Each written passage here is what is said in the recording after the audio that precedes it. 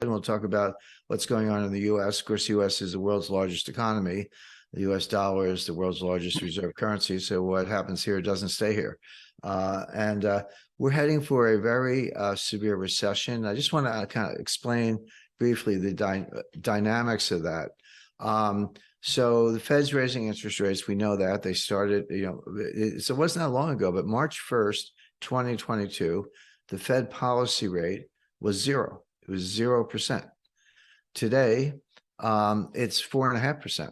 So that's 4.5% in about 8 or 9 months.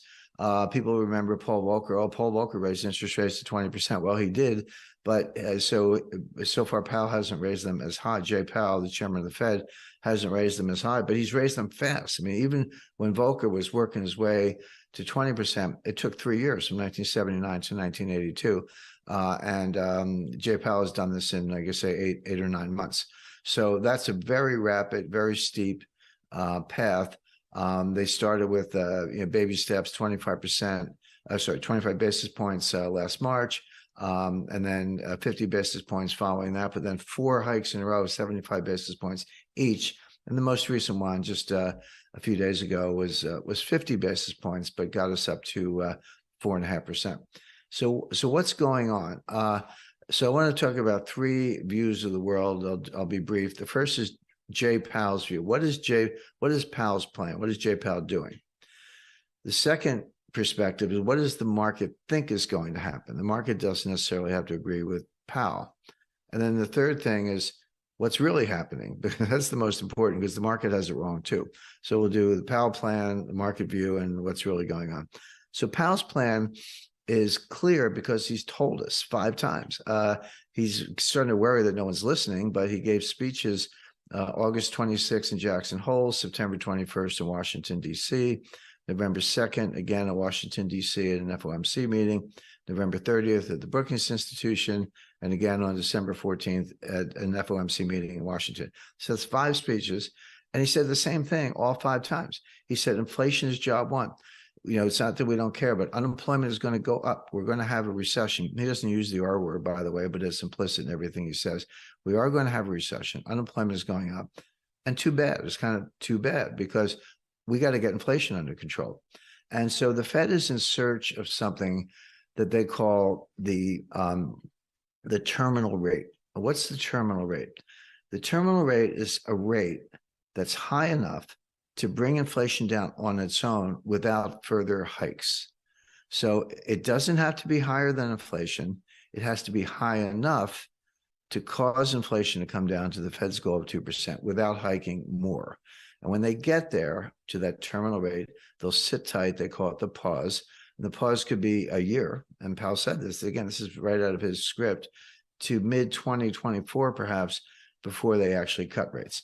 So Powell's in search of the terminal rate. By the way, if you said to me, hey, Jim, what's the terminal rate?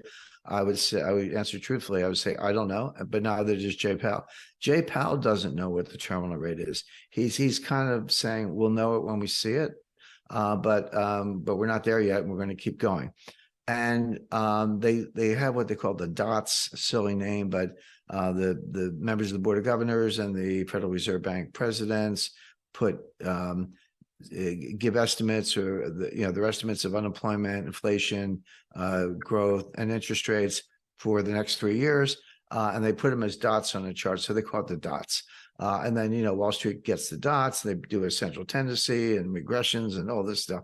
By the way, one of the top Fed insiders, like practically sits in Jay Powell's lap and has all the way back to Bernanke and Yellen, told me personally. He said, the inside the Fed, they regard the dots as a joke.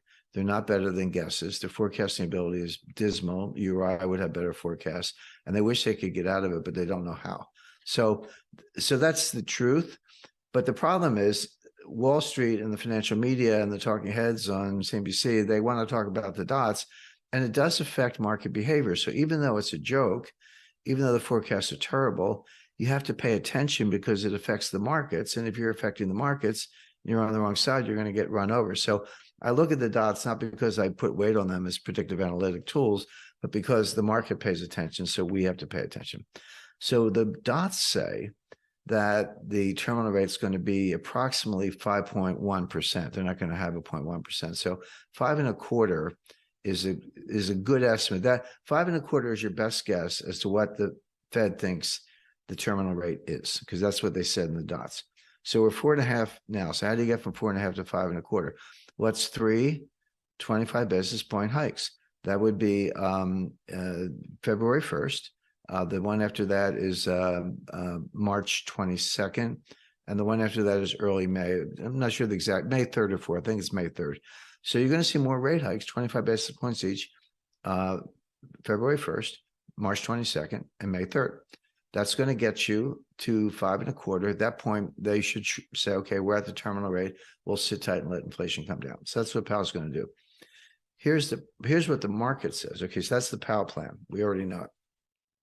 The market says, hey, inflation is already coming down.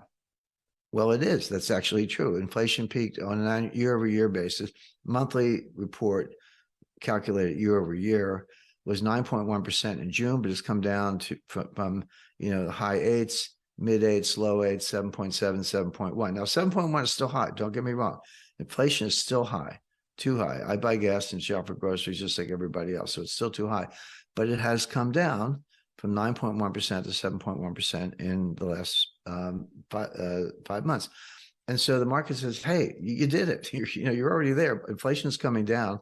Why don't you stop? And by the way, you're going to get the memo, maybe in February or sometime soon, you're going to get the message. The economy is going to be slowing down. Inflation is going to be coming down. You're going to hit the pause button early, meaning maybe as early as February. And then you're going to cut rates. This is the famous pivot. Whenever you hear of the Fed pivot, that's when the Fed turns around and starts cutting rates instead of raising them. And that'll be just in time, and growth will slow, but it won't be too bad. And we'll come in for a soft landing. And this is the Goldilocks scenario. So again, typical Wall Street, get the pom-poms out. The Fed's going to cut rates by March, and so buy stocks. That's all Wall Street knows is buy stocks. So that's Wall Street's version. So there's the Powell plan and then Wall Street's version. Here's the reality. There is a chance that we are already at the terminal rate. But the conundrum is inflation coming down because the Fed is still hiking, or is the inflation coming down because they're at the terminal rate? Well, we don't know. It's kind of hard to sort those things out. Powell would say, yeah, it's coming down. I know that, of course, but it's because I'm hiking and I'm going to keep doing it. My view is, no, you actually did it. It's mission accomplished. You just don't know it. You're fighting. You're like the Japanese in the caves fighting 4 years after the end of World War II. I mean, you're still raising rates, and you already got to where you want to go. That means, as usual, they're going to screw it up. They're going to blunder. They're going to go too far, and it's not going to be a mild recession. It's not going to be Goldilocks. In this version, Goldilocks gets eaten by the bears. In other words, you're going to throw this economy into a very deep recession because you're going to go too far, as usual, and you're not going to know it until too late. By the time you realize it's mission accomplished, you will have gone too far, too long.